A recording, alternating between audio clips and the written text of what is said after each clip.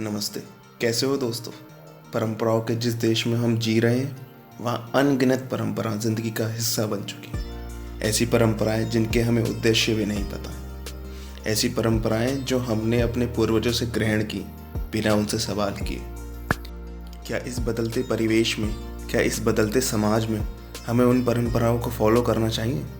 इसका जवाब हमें अपने विवेक से खोजना होगा। आइए इसके लिए कहानी का सहारा लेते हैं।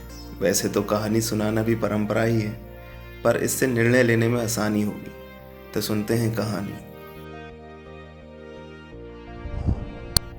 महात्मा जी की बिल्ली। एक बार एक महात्मा जी अपने कुछ शिष्यों के साथ जंगल में आश्रम बनाकर रहते थे। एक दिन कहीं से एक बिल्ली का बच्चा रास्ता भटक कर आश्रम में आ गया।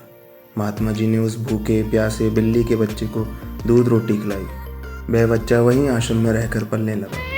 लेकिन उसके बाद महात्मा जी को एक समस्या उत्पन्न हो गई। जब वे साएं ध्यान पर बैठते तो वह बच्चा उनकी कभी गोद में चढ़ जाता, कभी कंधे या सिर पर बैठ जाता।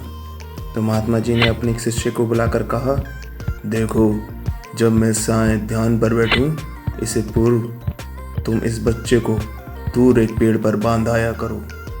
अब तो यह नियम हो गया। महात्मा जी के ध्यान पर बैठने से पूर्व वह बिल्ली का बच्चा पेड़ से बांधा जाने लगा। एक दिन महात्मा जी की मृत्यु हो गई तो उनका एक प्रिय शिष्य उनकी गद्दी पर बैठा। वह जब भी ध्यान पर बैठता तो उससे पूर्व बिल्ली का बच्चा पेड़ पर बांध दिया जाता। एक दिन तो अनर्थ हो गया। बहुत बड़ी समस्या आ खड़ी हुई। बिल्ली की मृत्यु हो गई। सारे शिष्यों की मीटिंग हुई। सबने विचार विमर्श किया कि बड़े महात्मा जी जब तक बिल्ली को पेड़ से न बांधा जाए तब तक ध्यान पर नहीं बैठते थे। अतः पास के गांव से कहीं भी किसी भी तरीके से एक बिल्ली लाई जाए। आखिरकार काफ़ी ढूंढने के बाद एक बिल्ली मिली जिसे पेड़ पर बांधे जाने लगा। उसके बाद ही महात्मा जी ध्यान पर बैठते थे। विश्वास माने उसके बाद जाने कितनी बिल्लियां मर चुकी हैं, न जाने कितने महात्मा जी मर चुके हैं। लेकिन आज भी जब तक पेड़ पर बिल्ली न बांधी जाए तब तक महात्मा जी ध्यान पर नहीं बैठते हैं। कभी उनसे पूछो तो कहते हैं ये तो परंपरा है, हमारे सारे गुरु जी यही करते थे। तो सब गलत तो नहीं हो सकते।